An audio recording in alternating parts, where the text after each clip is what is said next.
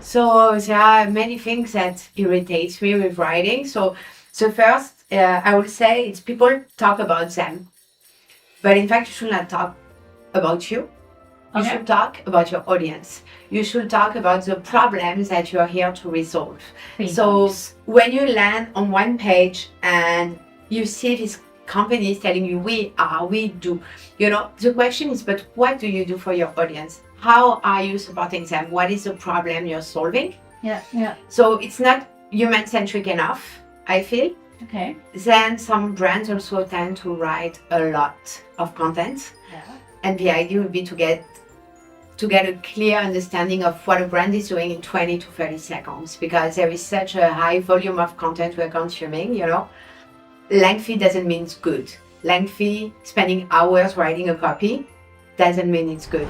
Yeah, if a company wants to communicate about themselves, about what they do, the angle should be to start speaking about the problem you are solving and how you are solving them. And then you can tell who you are. I'm working with a lot of copywriters. So what I always told them is AI is okay. However, don't copy paste a text stupidly. AI is your assistant, but you're the boss, you're in charge. Yes. Yeah. So you should not have more than 20% AI generated content in your copy. You need to be able to bring diversity in the language you are using. Also the human touch. Exactly, the human touch, because AI uses a lot the passive form. Yeah. And it's very descriptive. So this is not engaging. Yeah. So you can use AI with a fair balance. I was always interested in sound, audio and music from a young age. And in fact, my father, before he became a TV presenter, was an audio engineer himself. So there are many different kinds of audio engineers. There are the live audio engineers who will wiggle the knobs and make sure all the levels are right in live concerts, for example. Then there's the post-production ones, which is what I became, sitting in the studio most of the day and making sure the mix sounds right, being a sound designer, adding sounds later in the post-production process of a moving picture production. There are so many kinds. What inspired me in the end was really wanted to dig deeper and understand the audio. The cliche is often people will tell you, oh, you have a good voice. But really, in my line of work, there's no such thing as a good voice. There's really only the right voice for the right production. I was the voice for a vending machine recently, which was a little robot. I don't think that the venture really took off, but it was supposed to be a vending machine where you could actually sell your mobile phone to the machine. So you would stick your old mobile phone into the machine, it would get evaluated, and on the screen you'd see a little cute robot saying, oh, now analyzing your mobile phone, and then it would tell you how much it would get for it. It would take your mobile phone and it would give you money. So the world of voiceover is so multifaceted, and there's so many applications for voice. That sadly now a lot of them are being taken by AI voices now. So over 60% in Australia feel burnt out daily. And I was actually at a conference the last 2 days, a wellbeing at work conference that was all around obviously wellbeing within the workplace. And 70% of employees globally are not content or happy with their roles. Goodness me. So that's huge, right? So that's 7 out of 10 don't actually want to be doing what they're doing. We're now having to work longer. And I think there's a realization, certainly for those individuals, starting on their career, but those individuals that are sort of, I don't know, between 30 and 50, that suddenly go, oh my God, I am actually going to have to work until I'm 75. Before I can actually technically retire or stop work. And so then it's, well, I don't want to be doing this for another 30 years.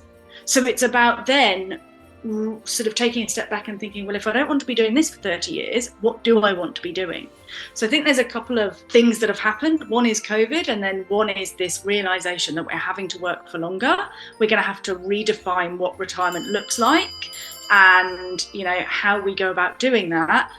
and therefore people are sort of hitting this crossroads going, right, okay, well, I fell into that. I can't see myself doing that for another 20, 30 years. So what do I do? The Latin community in the country now. Yeah. So we bring different things for them. I mean, for example, 2 years ago, I think we were one of the first in the country, not even in the city, to bring a lot of Peruvian flavors, right?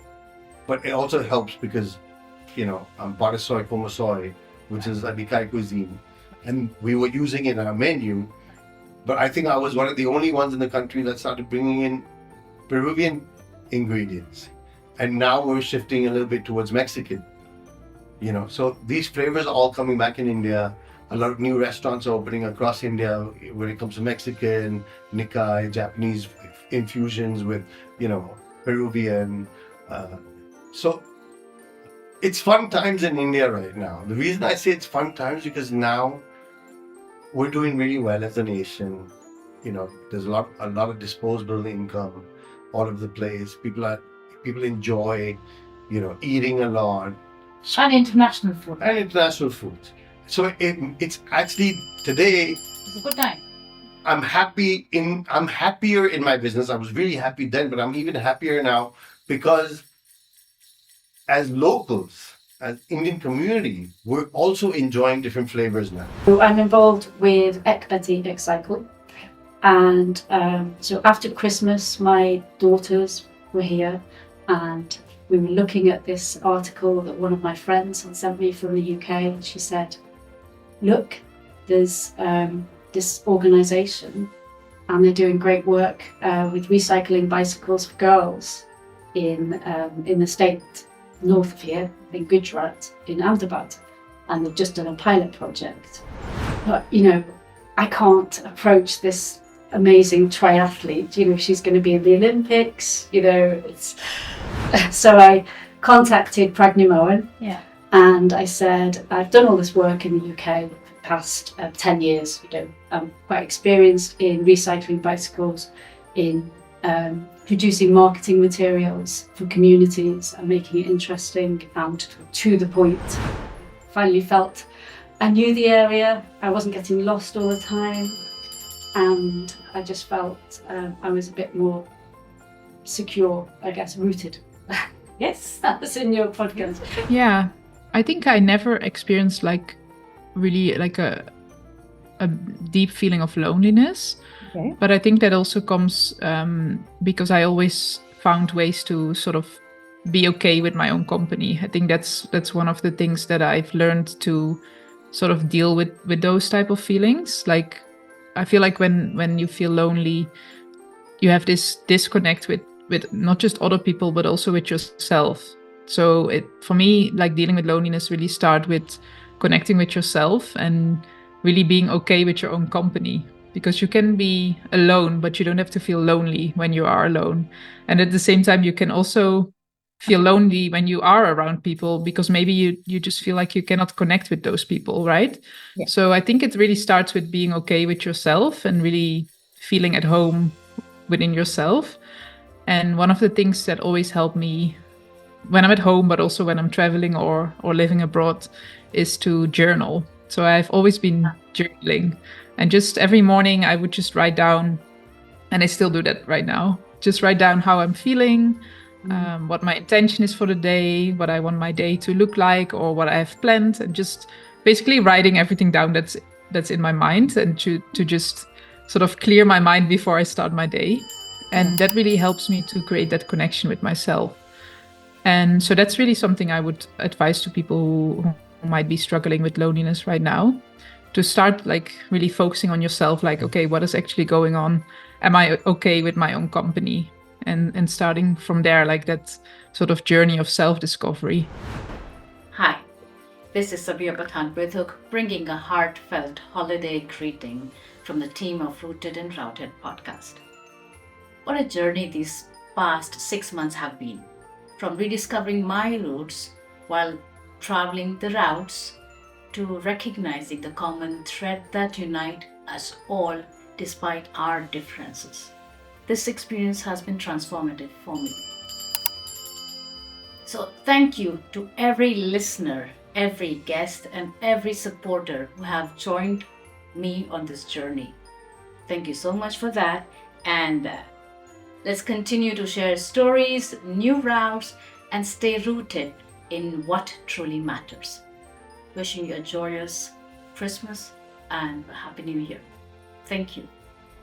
Thank you for watching the Rooted and Routed podcast. I hope you enjoyed it as much as we did. Don't forget, very important, support this channel, like and subscribe, bottom left-hand corner. See you next time. Ciao.